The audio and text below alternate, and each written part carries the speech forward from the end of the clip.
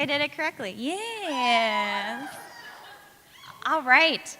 Champagne Ladies Amateur Wrestling was started in 2014 by two of the most incredible women I know, Joanna Troutman Bergtrotter and Melanie Shekels. And this presentation is dedicated to them and the legacy they created.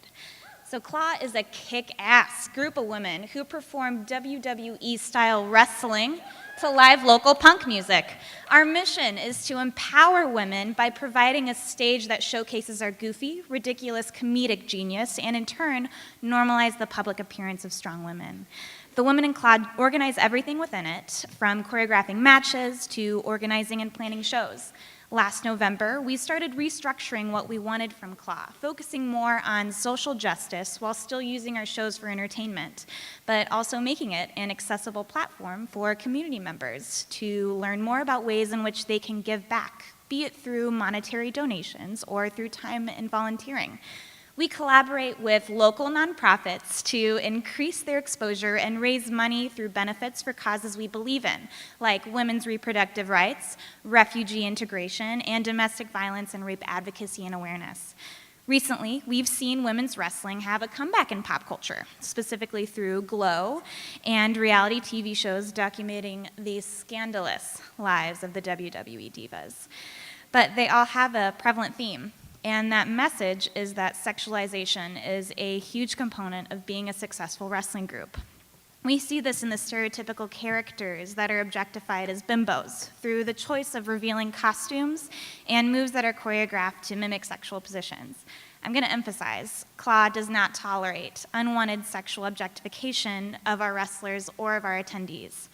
To help promote our shows, we do a tour of both downtown Champaign and Urbana and pass out handbills in costume. It's a great way to increase exposure to populations who normally wouldn't find us on social media, and it's fun to interact with happy revelers and talk about how cool Claw is. Unfortunately, it's normal to field uncomfortable questions or comments. They are usually sexual in nature and including a leer. So you guys wrestle in mud or jello? Naked? Maybe we can join in later? No, yeah, the answer to the questions, that's always no. And it's simple in theory, telling someone no. You say it and walk away without conflict. The first time I went out on one of these promotional evenings before I ever went on stage as Dewey Decimator, these questions really caught me off guard. I would mumble a non-committal answer, smile and walk away. And luckily these moments were few, but I tend to revisit uncomfortable moments within my mind, and then I replay it in different scenarios. And it was interesting because all of these scenarios, I was strong, assertive. I made these men think like, yeah, no, I did something wrong. And I'm like, yeah, you did do something wrong. And I realized, why didn't I act like that in person? I was shy, reserved, making myself take up less room physically and being really quiet. And I was doing this because I was conditioned to do this for my safety, which then had me thinking, how much of my behavior or personality was learned from similar situations or from society? Women face objectification in almost any pursuit we attempt, whether in the workplace or in commonplace interactions on the street. We are told and tell ourselves that we need and are expected to act a certain way to conform, and if we don't, we have the potential to face criticism or punishment. If you go through puberty too early or too late, we are the ones who need to watch our backs and change how we want to dress, behave, look, in order to assimilate. Women need to be feminine, men need to be masculine, and if people don't fit inside these rigid boxes, we're conditioned to ostracize them. So the first time I went on stage as the Dewey Decimator, I screamed at the audience. I reveled in shushing them, telling them that they were too loud and should go home and do something more productive with their lives, like read. Thank you, Jazz. Dewey is unreserved, chaotic, bloodthirsty, and will stop at nothing to protect her precious books. I'm not like Dewey. It takes practice and constant policing of my face to not be smiling when I'm on stage. And I honestly love it when people utilize their libraries as community centers. But I've come to take a few cues from her. On stage as Dewey, traditional social structures and parameters don't restrict me.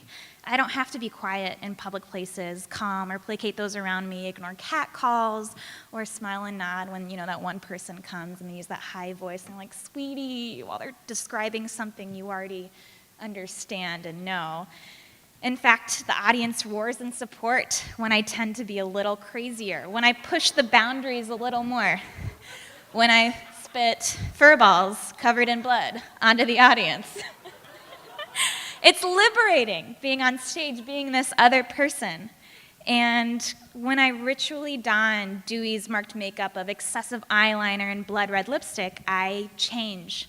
There's an amazing duality in this, because becoming Dewey distances me from myself, but it also draws me in at the same time. Dewey represents the recognizable characteristics that I want to convey. I want to be more assertive. I want to be viewed as strong and a formidable individual, and I want to not feel powerless. I want to be hyper-focused and maybe not kill people in real life, but definitely when I'm Dewey, that's usually what happens. And after a couple of shows, I've realized that what I perceive as my Dewey mask is not something I've been taking on and off. Instead, Dewey's grown to be a facet of myself. Becoming Dewey was a catalyst that liberated my imagination and how I can act, how I can change how others perceive me, how I am strong. And this, to me, is priceless and empowering. I find myself more assertive, more confident, and taking on challenges that I wouldn't have previously. And I encourage you all to put on a mask of sorts. It can be as simple as lipstick, or in one of our wrestlers, the corn stalker's case, a corn husk with 2 eye holes diligently poked out of it. Act out previously inhibited feelings and desires. Explore and imagine other ways in which you define yourself. Welcome the weird, the goofy, the odd, the different. In Clow, we make the rules on stage, and we suplex while redefining and challenging societal constraints. So last week, I was explaining Clow to someone, and they, without fail, asked me if I wrestled in chocolate pudding.